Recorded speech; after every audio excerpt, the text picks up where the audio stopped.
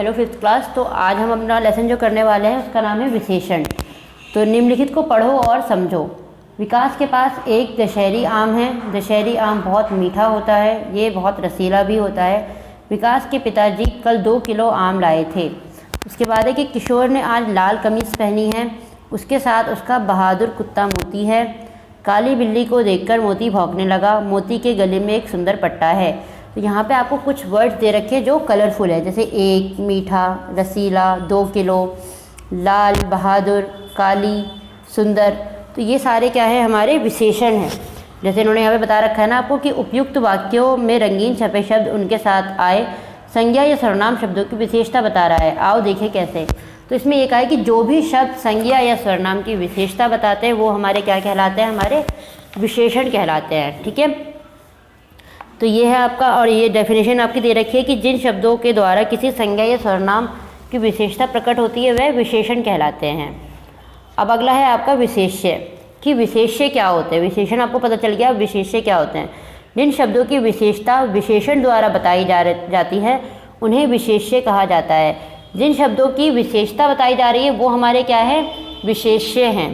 जैसे आम, एक आम, तो एक क्या है, विशेषण है, और आम क्या है, विशेष्य है। मीठा आम, तो मीठा उसकी विशेषता है लेकिन आम हमारा विशेष्य है। लाल कमीज़, बहादुर कुत्ता। इसी तरीके से और भी आपको दिखाया है कि रसीला आम, तो रसीला होना उसकी विशेषता है लेकिन आम क्या है, विशेष्य है उसका। अगला है आपका कि विशेषण के भेद, कि विशेषण के कितने भेद होते हैं। तो विशेषण के मुख्य रूप से 5 प्रकार होते हैं, 5 भेद होते हैं उसके। पहला है गुणवाचक, दूसरा है परिमाणवाचक, तीसरा है संख्यावाचक, चौथा है सार्वनामिक विशेषण और 5वां है व्यक्तिवाचक। पहला है आपका गुणवाचक विशेषण। तो जैसे कि आपको इसके नाम से पता चल रहा होगा, गुण, गुण मतलब होता है क्वालिटी, किसी के अंदर की क्या क्वालिटी है। जिस विशेषण शब्द से संज्ञा अथवा सर्वनाम के गुण, दोष, रंग, दशा, आकार आदि का बोध हो उसे गुणवाचक विशेषण कहा जाता है। जिस भी शब्द से उसके गुण पता चल रहे हैं कि वो अच्छा है, बुरा है, मोटा है, पतला है, गोरा है, काला है, उसे क्या कहते हैं, हम गुणवाचक विशेषण कहते हैं। जैसे यहाँ पे दिखा रखा है आपको सुंदर लड़की, तो लड़की क्या है, सुंदर, तो सुंदर उसका विशेषण है। छोटा घर, लालची औरत आदि। सभी रंगीन छपे शब्द गुणवाचक विशेषण है। ये अपने साथ आए विशेष्यों की विशेषता बताते हैं। ये अपने साथ आए विशेष्यों की विशेषता बता रहे हैं, तो ये हमारे क्या है, विशेषण है। अब है गुणवाचक विशेषणों के निम्नलिखित रूपों को अध्ययन करो। गुणवाचक के अलग अलग तरीके हैं जिनको हम समझ सकते हैं। जैसे गुणसूचक, जिसमें वो गुण बता रहे हैं कि नेक है, अच्छा है, बुद्धिमान है, सदाचारी, दानी, दयालु, जो भी उसकी अच्छाइयाँ बता रहा है तो वो उसके गुण हैं। अब दोष, दोष मतलब जो उसकी बुराइयाँ बता रहा है, किसी भी चीज़ की जो बुराई बता रहा है वो हमारे दोष हैं। दुष्ट है, हिंसक है, कपटी, लोभी, मक्कार, बुरा। अगला है कालसूचक, कि उसका समय क्या है, कब हो रहा है वो। पुरातन मतलब पुराना है, नवीन, आधुनिक, आज, कल, परसों, ये क्या है, हमारे काल है। रंग सूचक, तो रंग सूचक में हमारे सारे रंग आ जाते हैं, काला, हरा, लाल, सफ़ेद, पीला, जो भी कलर है वो सारे हमारे किस में आते हैं, काल सूचक में। स्वाद सूचक, स्वाद में क्या है हमारा, खट्टा, मीठा, तीखा, कड़वा, ये सारे क्या है, हमारे स्वाद सूचक है। आपको इनके नामों से अच्छे से पता चल जाएगा। दशा सूचक, कि वो किस दशा में है, पतला है, मोटा है, कमज़ोर है या बहादुर है, ये क्या है, उसके दशा सूचक है। स्थान सूचक, कि मतलब किस स्थान की बात हो रही है, देशी है, विदेशी है, अंदर, बाहर, ऊपर, नीचे, बाहरी, ग्रामीण, शहरी, ये क्या है, उसके स्थान सूचक है। प्रधात सूचक, मतलब वो किस प्रधात की बात कर रहे हैं, किस प्रधात की विशेषता बता रहे हैं, वो सूती है, रेशमी है, फौलादी है, कटीला है, ये क्या है, उसके प्रधात सूचक। दिशा सूचक, मतलब किस दिशा में बात हो रही है, उत्तर, दक्षिण, पूर्व, पश्चिम। तो ये थे आपके गुणवाचक विशेषणों के निम्नलिखित रूप थे। अब अगला हम पढ़ेंगे परिमाणवाचक। जिस विशेषण शब्द से संज्ञा या सर्वनाम की मात्रा या माप की जानकारी प्राप्त हो से परिमाणवाचक कहते हैं। परिमाणवाचक में क्या है कि आपको ये पता चल रहा है कि वो कितनी क्वांटिटी में है, जिस भी चीज़ की विशेषता बताई जा रही है वो कितनी क्वांटिटी में है, वो आपका परिमाणवाचक है। जैसे 2 किलो आटा, तो 2 किलो क्या है, उसकी विशेषता है और वो परिमाणवाचक है। 3 मीटर कपड़ा, कुछ चावल, तो ये क्या थे, हमारे परिमाणवाचक। अब एक यहाँ पे दे रखा है कि आपको परिमाणवाचक विशेषण 2 प्रकार के होते हैं। अब परिमाणवाचक के भी इन्होंने विशेषण बताए हैं कि वो 2 प्रकार के होते हैं। एक होता है निश्चित परिमाणवाचक और दूसरा होता है अनिश्चित परिमाणवाचक। तो बहुत सिंपल है इसको समझना कि निश्चित में किसी चीज़ का हम कन्फर्मेशन दे रहे हैं और अनिश्चित में हम उस चीज़ को लेके कन्फर्म नहीं है। तो जैसे निश्चित में है कि जो विशेषण शब्द वस्तु या पदार्थ की निश्चित परिमाण का बोध कराते हैं उन्हें निश्चित परिमाणवाचक विशेषण कहा जाता है। जहाँ पे आप उस चीज़ को लेके कंफर्म हो तो वहाँ पे निश्चित परिमाणवाचक की बात हो रही है। जैसे 2 लीटर दूध, 1 किलो चावल, 10 मीटर तार, तो आप कंफर्म होना कि आपको 10 मीटर चाहिए या 1 किलो है या 2 लीटर है, तो वो था आपका निश्चित परिमाणवाचक। अगला है आपका अनिश्चित। अनिश्चित का मतलब होता है कि आप कंफर्म नहीं हो। तो जैसे उन्होंने बताया कि जो शब्द वस्तु या पदार्थ के निश्चित परिमाण का बोध नहीं कराते, सही से आपको ध्यान रखना है कि निश्चित मतलब होता है कि कंफर्म और अनिश्चित मतलब होता है कि आप कंफर्म नहीं हो उस चीज़ को लेके। तो जो बोध नहीं करा रहे वो अनिश्चित है। जैसे थोड़ा सा पानी, ज़्यादा दूध, सारा तेल, तो आपको कंफर्म नहीं है ना कि कितना है। अब यहीं पे आप बोलते हैं कि 1 लीटर दूध, क्या कहते हैं 2 ग्लास पानी, तो आप कंफर्म हो उसको, लेकिन यहाँ पे आप कंफर्म नहीं हो, तो ये क्या है हमारा अनिश्चित। अब है आपका संख्यावाचक विशेषण। तो इसमें आपको समझ में आ रहा होगा कि उनके नंबर्स की बात हो रही है कि वो चीज़ कितने नंबर में है। तो जो विशेषण शब्द संज्ञा या सर्वनाम की संख्या बताते हैं उन्हें संख्यावाचक कहते हैं। कि 2 केले, 4 औरतें, 1 आम, तीसरा पेड़, तो ये सारे क्या है हमारे संख्यावाचक हैं। अब आपका है निश्चित संख्यावाचक विशेषण। तो निश्चित संख्या का क्या है कि आपको पता है, अभी बताया आपको निश्चित और अनिश्चित के बीच का फ़र्क, कि निश्चित में आप कंफर्म करते हो किसी चीज़ को और अनिश्चित में आप कंफर्म नहीं हो। तो निश्चित संख्या की बात हो रही है तो 10 रुपये, 3 रुपये, 2 रुपये, 2 कंचे, 4 पतंग, तो यहाँ पे आप कंफर्म हो। लेकिन अनिश्चित संख्या की बात हो रही है तो उसमें क्या होगा, थोड़े आम, कुछ केले और क्या कहते हैं सारे लोग, तो वहाँ पे आप कंफर्म नहीं हो। अगला है आपका सार्वनामिक विशेषण। तो जो सर्वनाम शब्द संज्ञा से पहले आकर संज्ञा की विशेषता बताते हैं उन्हें सार्वनामिक विशेषण कहते हैं।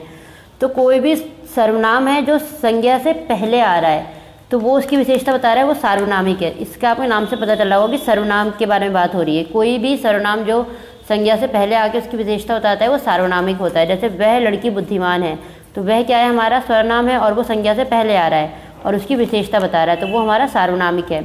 यह पतंग मेरी है, वह लड़के क्या कर रहे हैं, ये पुस्तकें मेरी हैं। तो इन वाक्यों में रंगीन छपे शब्द सर्वनाम है तथा संज्ञा की विशेषता बता रहे हैं, अतः ये सार्वनामिक विशेषण है। अब यहाँ पे दे रखा है आपको विशेषणों की रचना की। विशेषणों की रचना कैसे की जाएगी। तो कुछ विशेषण जैसे सुख, दुख, अच्छा, बुरा, मीठा, लंबा, मूल रूप से विशेषण होते हैं। कुछ शब्द ऐसे होते हैं जो हमेशा ही विशेषण में रहते हैं, लेकिन कुछ हमें बनाने पड़ते हैं, उसमें उपसर्ग या प्रत्यय लगा के, उनके आगे या पीछे कुछ जोड़ के। तो जो जैसे संज्ञा से बनाया है इन्होंने कि खर्च का खर्चीला, चाचा का चचेरा, विवेक का विवेकी, बुद्धि का बुद्धिमान, वन का वन्य, रोग का रोगी और धन का धनी। इसी तरीके से ये और भी दे रखे हैं जो आपको पढ़ने हैं। अब अगला है आपका सर्वनाम से। यहाँ ये तो इन्होंने बनाए थे संज्ञा से, अब ये बनाए सर्वनाम से। मैं का मेरा मुझसा, तुम का तुमसा, जो का जैसा जितना। अब अगला बनाया इन्होंने क्रिया से, जैसे खाना का खाओ, सहना का सहनीय, लड़ना का लड़ाकू, चलना का चलाओ। इसी तरीके से इनको आपको पढ़ना है। अब नेक्स्ट है आपका कि अन्य शब्दों से निर्मित विशेषण। अन्य शब्दों से इन्होंने कैसे बनाया, जैसे पीछे का पिछला, आगे का अगला, बाहर का बाहरी। तो ये है आपके कि विशेषण बनाने के तरीके बताए हैं इन्होंने। अगला हम पढ़ेंगे विशेषणों की अवस्थाएं। तो विशेषणों की अवस्थाएं के बारे में पढ़ने के लिए पहले हम इसे रीड करेंगे कि विशेषण द्वारा व्यक्तियों, वस्तुओं अथवा स्थानों आदि की विशेषता बताई जाती है। ऐसे में कोई भी विशेषता किसी विशेषता से कम तथा किसी से अधिक बताई जा सकती है।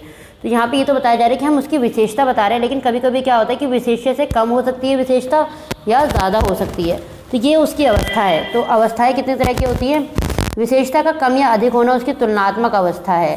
तुलना की दृष्टि से विशेषण की 3 अवस्थाएँ होती है। यहाँ पे ये बताया कि जब आप किसी चीज़ की विशेषता बता रहे हो, आप उसका कम और ज़्यादा होना बता रहे हो, तो वो तुलनात्मक अवस्था है। और तुलनात्मक अवस्था के हिसाब से 3 पार्टों में इनको डिवाइड किया गया है। पहला है आपका मूल अवस्था।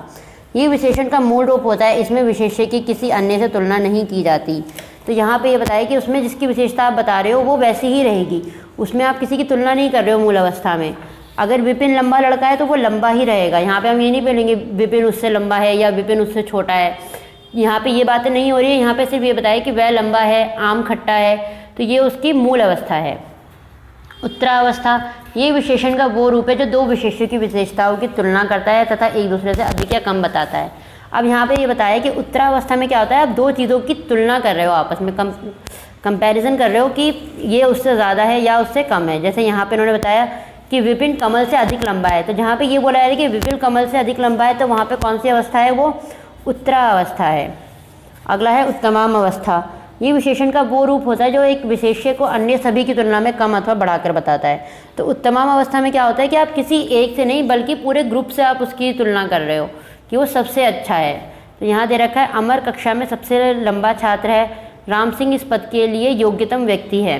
तो यहाँ पे सबसे कंपैरिजन किया जा रहा है। उत्तरावस्था में किसी एक से किया जाता है, उत्तराम अवस्था में सबसे किया जाता है, और मूल अवस्था में कोई कंपैरिजन नहीं होता, जो जैसा है वो वैसा ही रहेगा। अगला है आपको कुछ विशेषणों की अवस्थाएं यहाँ दी जा रही हैं, इनका अभ्यास कीजिए। जैसे मूल अवस्था, उत्तरावस्था, उत्तमाम अवस्था दे रखी है कि विशाल, और उत्तरावस्था में हो जाएगा विशालतर, और उत्तमाम अवस्था में हो जाएगा विशालतम। स्पष्ट, स्पष्टतर, स्पष्टतम। महान, महत्तर, महत्तम। प्रिय, प्रियतर, प्रियतम। तो इसी तरीके से और भी आपको दे रखे हैं जो आपको पढ़ने और याद करने हैं। अब हम इसकी बैक एक्सरसाइज करेंगे, लेकिन बैक एक्सरसाइज करने से पहले हम आज एक काम और करेंगे। आज हम करेंगे पत्र। ये पत्र बहुत इंपॉर्टेंट है क्योंकि ये आपके एग्ज़ाम में भी आएंगे। तो आज मैं आपको पत्र करवाऊंगी और उसको कॉपी में भी करना है आपको। तो ये है आपका पत्र लेखन। अब पत्र लेखन में हम क्या क्या लिखते हैं, यहाँ पे आपको दे रखा है कि पत्र कितने प्रकार के होते हैं। 4 प्रकार के होते हैं। एक होता है निजी पत्र, इसमें जो हम अपने सगे संबंधियों को या मित्रों को या दोस्तों को, मम्मी पापा, भाई बहन, चाचा चाची, इन्हें लिखते हैं। प्रार्थना पत्र, इसमें क्या होता है कि आप किसी को लिख रहे, जैसे हम स्कूल में लिखते हैं प्रार्थना पत्र, कहीं पे छुट्टी के लिए या कहीं पे नौकरी के लिए जो हम लिखते हैं वो होते हैं हमारे प्रार्थना पत्र। दूसरा है व्यावसायिक पत्र। व्यावसायिक पत्र में आप क्या करते हो, व्यापार से जुड़ी हुई किसी बात के लिए आप पत्र लिख रहे हो। और कार्यालय पत्र क्या होते हैं, जो हम सरकारी चीज़ों में, जो सरकारी लोगों को हम लिखते हैं, जैसे बिजली की प्रॉब्लम है, पानी की प्रॉब्लम है, उसके लिए जो हम पत्र लिखते हैं वो होता है हमारे कार्यालय पत्र। तो यहाँ पे मैं आपको एक पत्र दे रही हूँ जो आपको कॉपी में करना है। यह है आपका पत्र की शुल्क मुक्ति हेतु पत्र, मतलब फ़ीस माफ़ करवाने के लिए आपको पत्र लिखना है।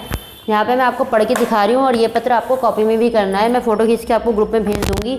जैसे सेवा में श्रीमान प्रधानाचार्य जी, बाल शिक्षा मंदिर की जगह पे आप लिखेंगे साग पब्लिक स्कूल, और विकास नगर की जगह पे आप लिखेंगे दिल्ली, और त्रिलोकपुरी, और पटना की जगह पे आप लिखेंगे दिल्ली।